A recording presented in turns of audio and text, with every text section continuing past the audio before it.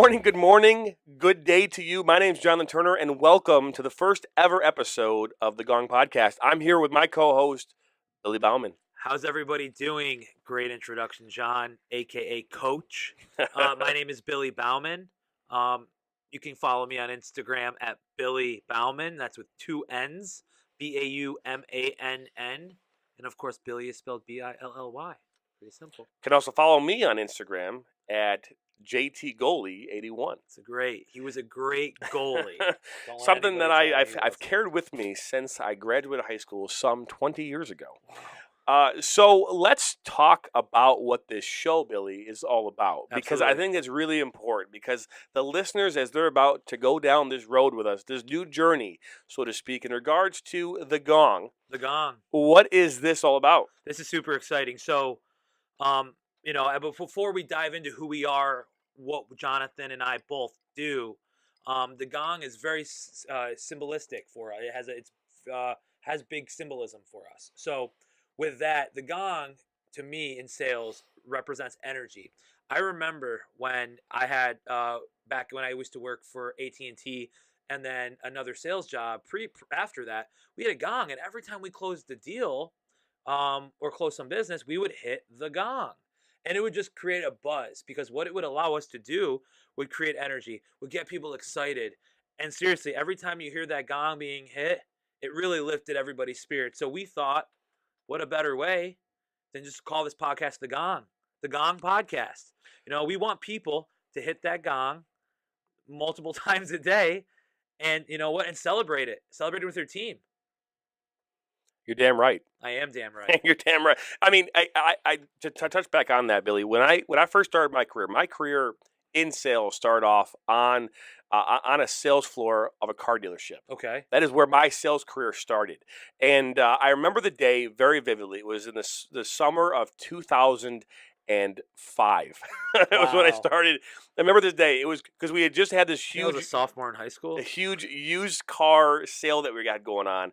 And my general manager at the time rolled this big gong into the showroom. Oh, that's awesome. And the idea is that we as salespeople were not the ones to hit the gong. It was the customer. Ooh. So what they did was we would go to the customer, we'd hand them the mallet, and then they would hit the gong when we sold the car. So we put all of it on the customer. And I remember it very vividly. I never had a chance to ring a gong ever since that day, as far as like in sales. But I just remember the energy and what that meant to hit the gong. It meant that you were getting paid. It meant that you were getting paid, and it meant that everybody else knew you were getting paid too. Yes, it meant the whole world knew. And I'll be honest with you, when somebody was hitting the gong more than you were, man, it drove you nuts. It did, but that's what you want, right? So then that, like, to piggyback off of that, now it would drive you nuts, right? And that's kind of the focus here about the gong. So energy, right? So why would it make people nuts? Well, it would make them nuts because they wish they were hitting that gong, because that would mean that they'd be getting more money, they'd be happier with their jobs, and that really comes down to what we're going to bring to this podcast, which is energy. Yep. This podcast is not going to be your typical sales and marketing podcast. No. We're going to have people on here a lot. We're going to bring some influencers on here in the business and sales and marketing community from all industries. But something that we will not lack is energy. As you can tell, I do not lack energy. John does have to tone me down sometimes. Sometimes. But here's the deal, guys. We know what you want, and we're going to bring it to you. So John, why don't you tell me a little bit about, or tell the audience a little bit about who John Turner is? What do you do? How do you impact the world? Other than taking long walks in the park, right? That's really about it. That's all you do. Interesting. No. Honestly, not to. I mean, from a sales standpoint, I've been in sales since the day I was in diapers. I mean, my father. You were selling your dad to change your diapers. I was selling people on why they should want to work with me. I've been selling since I was in high school. I started off, actually, my first ever real kind of job was I worked at Kroger as a bagger, but I actually started working at Famous Footwear. I was selling shoes like Al Bundy. I was selling shoes like Al Bundy at high school. And that's where I kind of started to feel like that urge to want to go out and start selling. When the sale and being the top producer in that store was like a huge thing for me. But for me, what I did when I was in college, my ultimate goal was I wanted to kind of follow a process where I could get to a point where I was running a company, running my own company, Yeah. running somebody else's company. So for me, I wanted to go into a retail environment, learn what it's like to just pound the ground and try to figure out and get sales in a retail environment where I'm fighting against people who are running the door and dealing with consumers. I wanted to get sales experience from a business to business standpoint, but over the phone. I wanted to be in over the phone, sales environment, and then I wanted to do business to business outside sales. So I had a chance to do that, and then I had a chance then to come and do where at this point in my career where I'm vice president of operations for 4 different companies right now under one umbrella group. And I've been able to take the sales experience that I've gained over the last 20 years and use that not only to help grow my sales team and grow the company, but also look at the marketing aspect. I mean, I don't think people understand this that much, but marketing is a very big, huge proponent of sales. If you are not marketing, it's really difficult for you in today's world to be able to actually have a product that you can sell and be effective. What people don't realize, though, John, is that marketing is actually senior to sales, right? So 100%. as my man GC says, Grant Cardone, if you don't know who that is, if people don't know you, they won't follow you, man. So you could have the best product in the world, but if nobody knows it, it doesn't matter. I used to have this conversation with companies. I still have this conversation with companies every day, is that you could be a retail front someplace on some street in some city right now, and chances are that there are thousands of people who are within 2 or 3 miles of you who have no idea you even exist. And that's because they don't. That's because you have not marketed to your neck of the woods. You know, we are afraid. I can't tell you how many companies I talk to that still do not have websites. Yeah.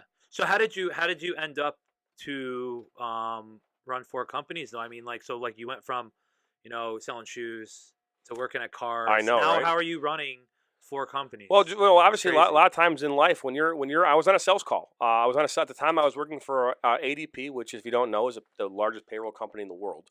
And as a matter of fact, you didn't know this either. ADP, the jobs report that comes out every month. Yeah, that's ADP. Yeah, they get that from ADP. So I was working at ADP at the time. I went in and I was hitting the road. I was contacting new customers and existing customers. I came across a nice guy, great guy, Tim Mack, was my owner of our company, and I was trying to sell him payroll. And in the process of selling him payroll, he's like, "I want you to come work for me." so it just so happened that it kind of worked out, and I started off more as a director of sales for the company. Yeah. And then just over time, just based on the value that I created for myself and the things that I brought to the table, we were actually at the time when I started, we only had one company. Yeah. And since then, we've grown the business to 4 separate companies. Wow. And now that's all under one, and I manage all 4. It's crazy. So, I mean, hey, enough about me. What about you, man? I'm starting to feel like maybe my head's getting a little bigger. No. I think that people like you more than they'll like me. So here's the deal. So again, my story might not be as interesting as John's, but I guess I've been around sales my whole life. My father was the vice president of sales for a very, very big packaging company. Took him from 25 million to I think about 600 million before he retired a couple months ago.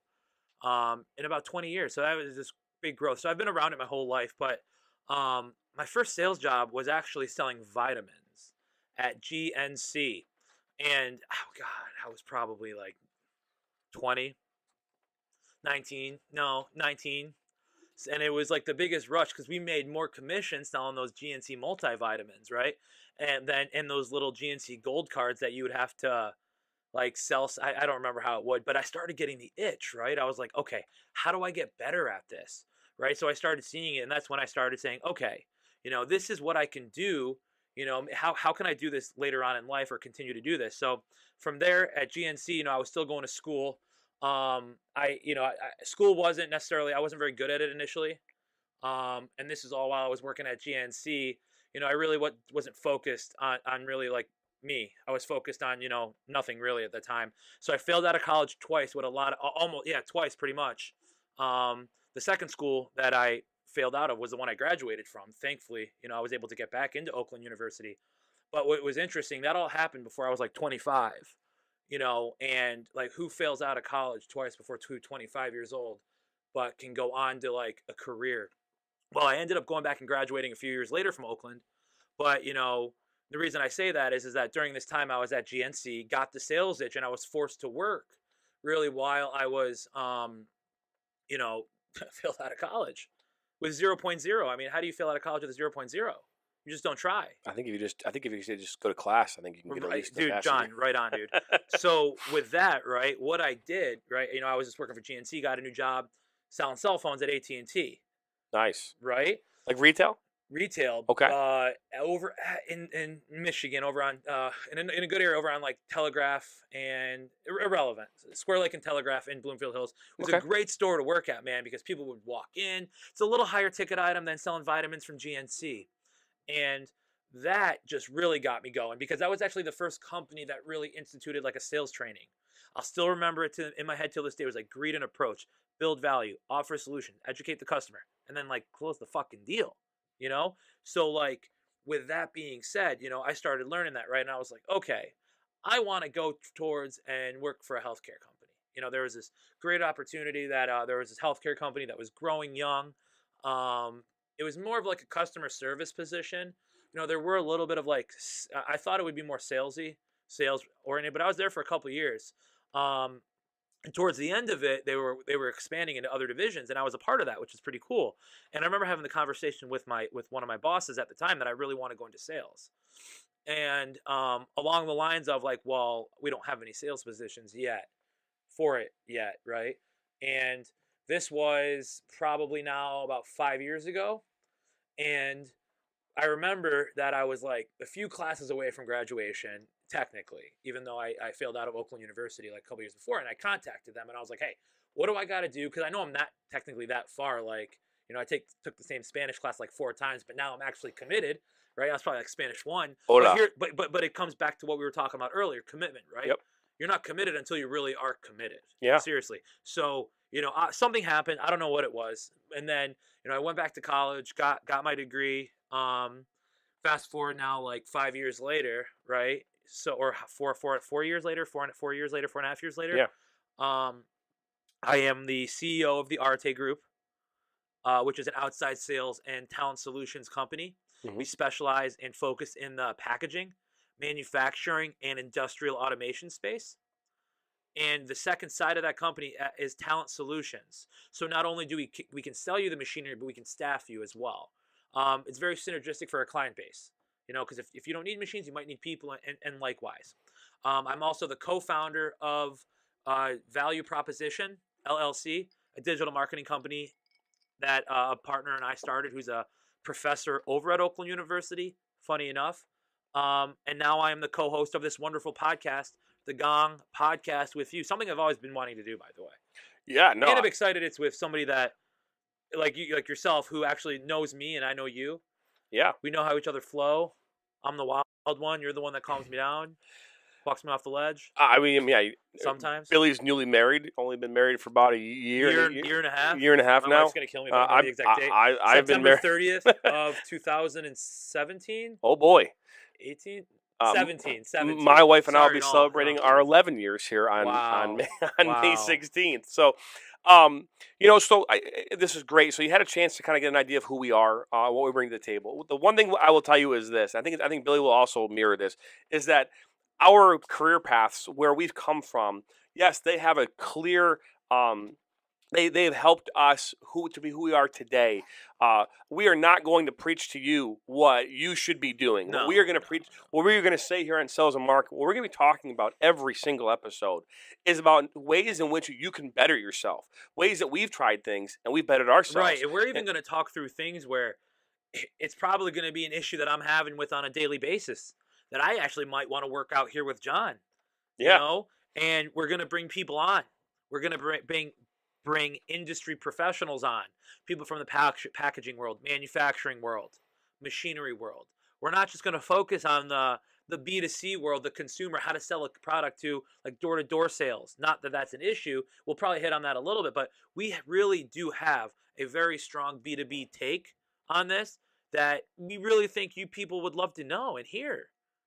And we're I mean, obviously the things that I deal with on a daily basis in regards to my company, and which obviously we talk about, we're very synergistic in the companies that we work for and that we work with. Correct. Is that we in the manufacturing world, blue collar world, you deal with a lot of guys who are blue collar plant managers and things like that, and then you're also dealing with the white collar world at the same time, Yeah. and they think and act completely differently. Correct. And I don't come from a blue collar world at all, but I've worked in a blue collar environment when I was younger. I've also worked in the white collar environment, so I have an understanding of how to deal with both.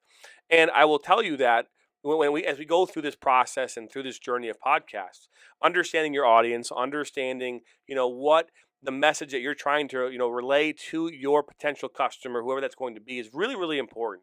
And the thing that I think is really important today to talk about is, what is the definition of a sale?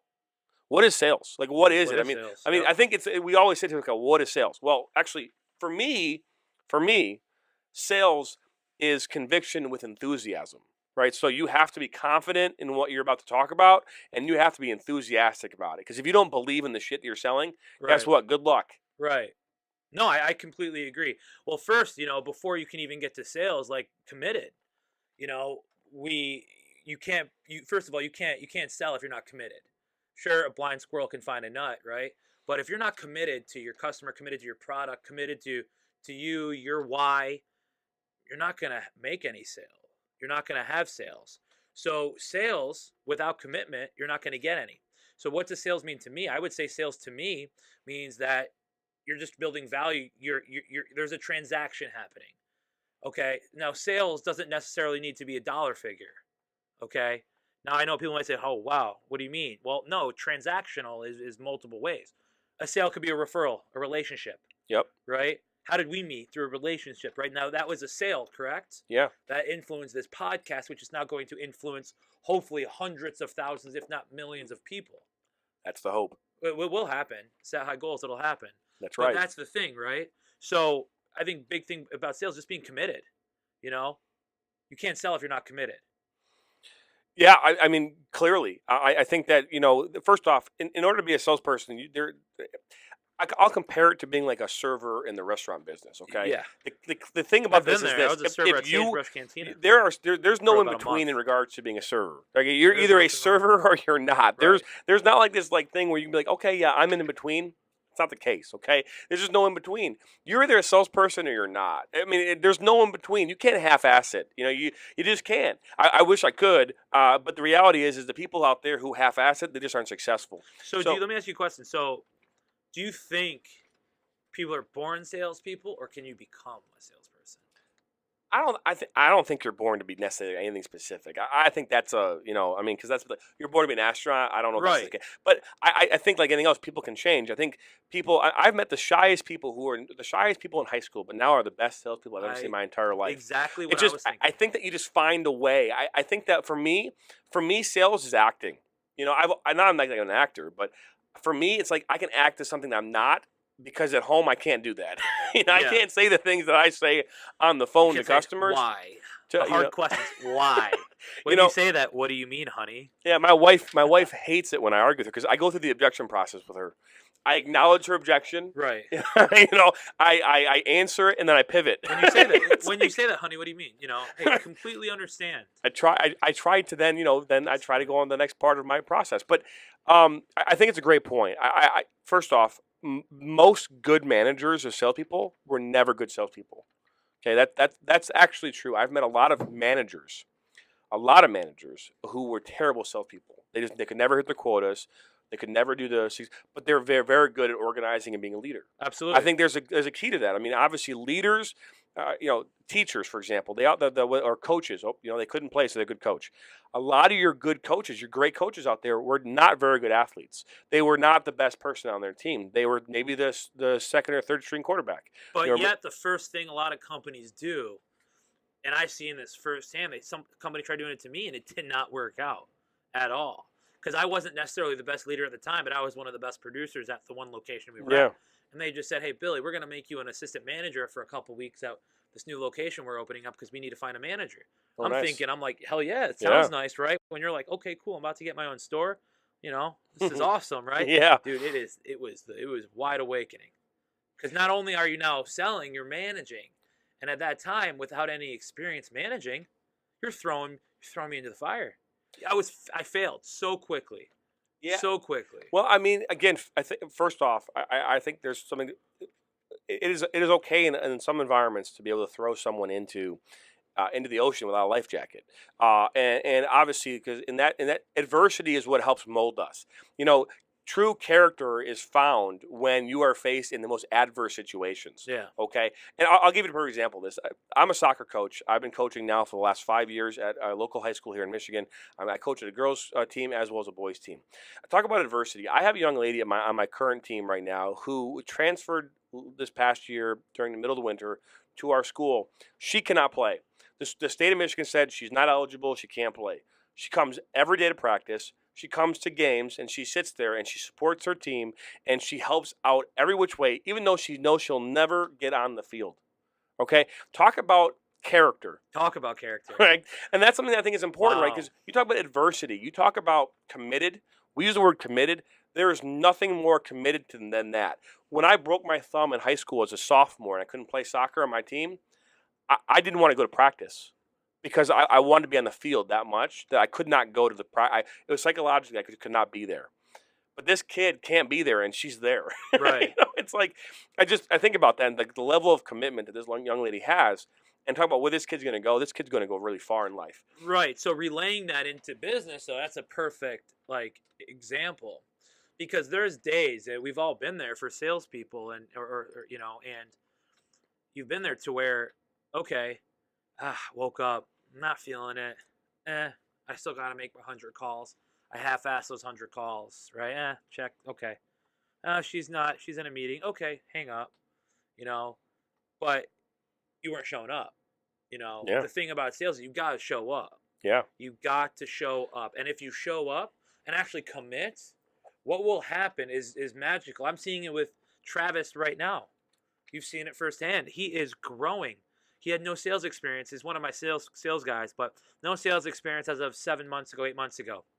And we threw him in the university sales training platform. He's committed to that. He's committed to his why. He's committed to his reason. He's committed to the team. And he's committed to our customers. So within 7 months, he's grown exponentially, right? Now, he wouldn't have done that if he wasn't committed to the process. Just like this young lady. She knows she's never going to play. Travis knows that he's not going to start making money probably for another 6-12 months. He's really going to start then moving. Go ahead. Well, here's the thing, though, Billy. I think this is important. How many companies in today's world would allow an employee to go 8 months without being successful? I don't know. I've met in a sales role. A few people. Well, yeah, exactly. I think there's a point where it's shit or get off the pot. Yeah. But also there's expectations, and knowing somebody, people come in at different levels. Yep. Okay. You got to look at potential, hunger, right? Commitment shows what they'll be, right? Mm-hmm. So, if I put a list out in front of if let's say I'm interviewing 2 people. Yeah. Right. I got one guy who's like, I don't make cold calls. I send emails. Okay. Guy's like, well, what's a cold call? Well, you got to call this whole entire list. Great, done. Bang out the calls, right? We can work with that.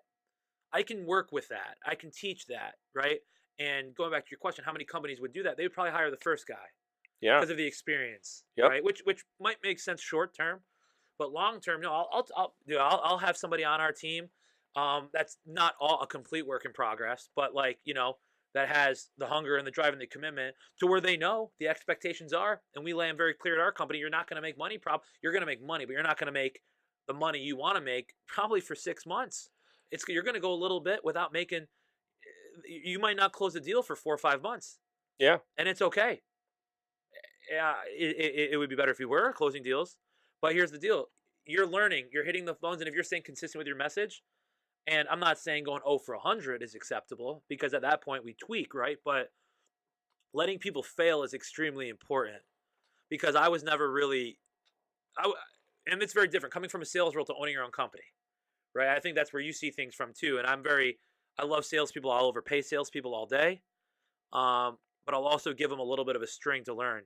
But I also have nothing. I don't need to hear it if someone's like, hey, I'm not feeling it today. Cool, I'm not feeling it a lot. It happens to all of us, I don't complain about it. I run 2 companies. I partner with one, run one. Yeah. Doing this podcast, married. Yeah. I got all the excuses to make in the world too. Yeah. Right? And I don't. I mean, my day starts for me at 6 o'clock in the morning. I get into the office, and then I leave and go coach, and I don't get home until 7:30 at night, and then I do this kind of stuff. So for me, my day is extremely busy, and I also have 3 kids and a wife at home. So for me, I don't have a choice. If I'm not committed, then I'm not going to be married anymore. So. Well, exactly that. but I think the thing that Billy, the reason why I asked that question is this: is that performance improvement plans. I always thought about this as a manager. And this is where I'm at as a manager now. I will keep somebody who works their ass off, who is committed and is still failing, as long as I can know that I can work with them to make them a better salesperson. Because I'll tell you this right now, it is much easier to mold that person into a better salesperson than the person who comes in who has all the experience in the world and not hitting their quota. Because the reality is, guess what? They're never going to hit their quota. You know, I've yet to come across someone that comes in with the experience, is failing very quickly, and you can tell that you're not going to be able to get through to them, and then they just don't work out. I mean, it happens all the time in our world. I'm not saying it happens to every single person in our world, but when it comes to the success factor, I would much rather, as a hiring manager, I would much rather find someone who's got less experience, work with them so I can help them create good habits, the good habits that we have for success, and then let them flourish. But a lot of companies, they don't have the time or patience for that because let's be honest, time is money. And if I'm spending 8 months working with a young employee, does that mean that I'm going to am I going to fail at hitting my goals as a company? You know, those are things that companies think about on a regular basis. So I'm not diminishing what you're saying as far as, you know, and I think that working with employees is important. But and on this show, we are going to be talking about that balance because let's be honest, it is really tough. If you're sitting in that position right now as a manager, you're sitting in that position right now as a sales manager or an owner of a company, and you've got employees that are good workers. They come in every day, they do their job, but they're not hitting their numbers, they're not successful.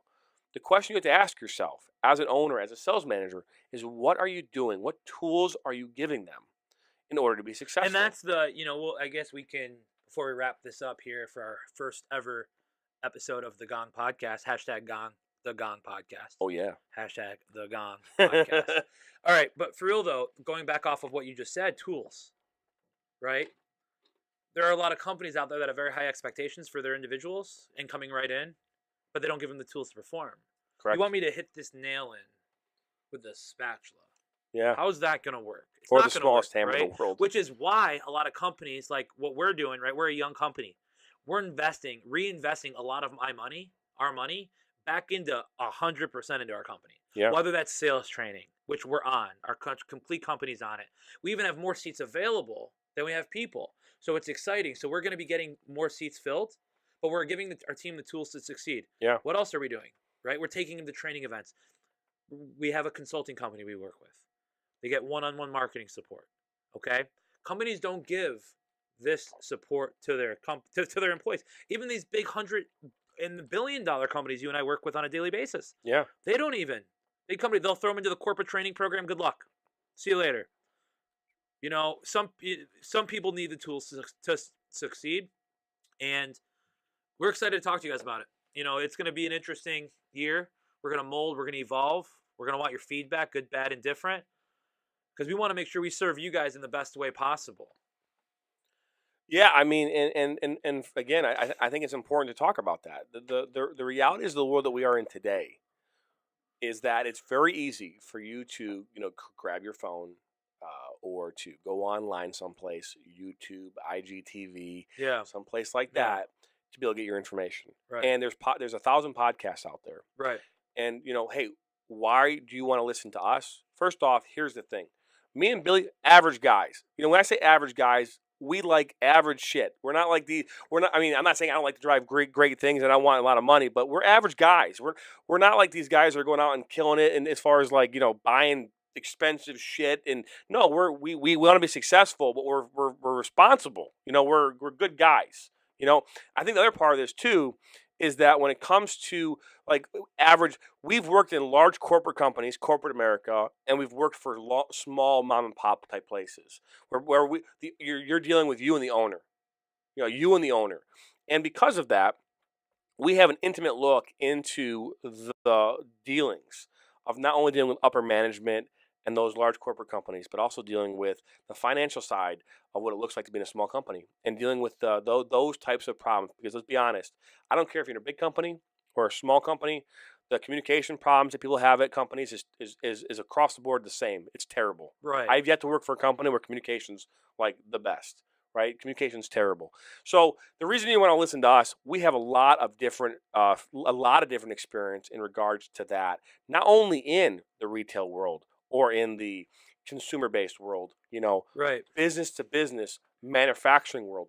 We don't just have like experience in one sector. We come across from many different backgrounds. Right on, and that's where you just hit it on the head, John. It's like we have the experience negotiating multi-million-dollar deals and negotiating $100 deals, $25, $8 phone cases.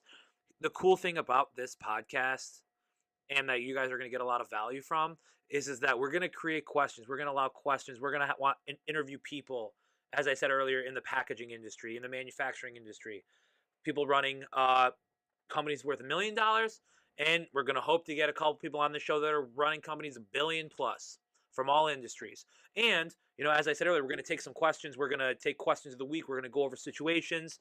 And you know what? Because we know, as John just said, there's going to be a lot of people out there that can use this podcast for good in their life. There's not a lot of B2B out there. There's not a lot of people actually that are average people like you and I, John and I, without a jet yet, without the Bentley yet. But regardless of all that, right? It's not all about show. It's really about helping people and serving people. And whether you're making $100 million and listening to this podcast right now, or you're making nothing, and you just want to get to the next level, whatever that next level is for you, it doesn't need to be what we are doing. For you, that could be, hey, you know what? You could have heard one thing today, commitment. Before I do anything, I got to commit. That's just not just for sales, but that's life. Yeah. Hey, I've been there. I've been the guy on the couch till 2 p.m. Ask my wife. It's embarrassing, but it's true. I used to sleep in till like 3 p.m. This is when I was like 19, 20 years old. She'd go to work. She'd come back from working at the coffee shop. She'd leave at 5 a.m. to go to the coffee shop. She'd come back at like 1 p.m. after a shift. I'd still be sleeping. So I've been there, but I've also pulled myself out of that. And I know there's going to be people listening to this podcast that were in the same boat or are in the same boat. So we're going to help you guys navigate through business, navigate through sales, navigate through marketing. Shit, maybe even life. Who knows? And Billy, this is all great stuff, and I think what's really important, and before we end this show, our first ever show is hashtag the Gong Podcast. Hashtag the Gong Podcast.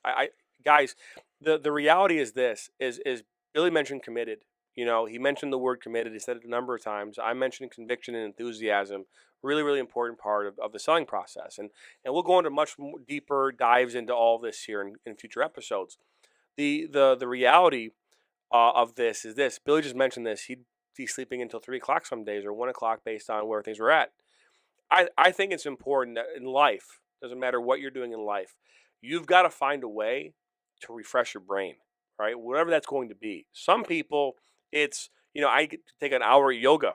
I go work out in the morning. Some people use that as their time to kind of, clean out the brain, so to speak, so you're fresh for your day. Nothing wrong with taking a day. I think, hey, if you're going through a rut, nothing wrong with taking a step back for a minute and saying, hey, reevaluate, go back in with a new process, new whatever. I think a lot of times what we do is we dive into things and we just keep going, and guess what ends up happening?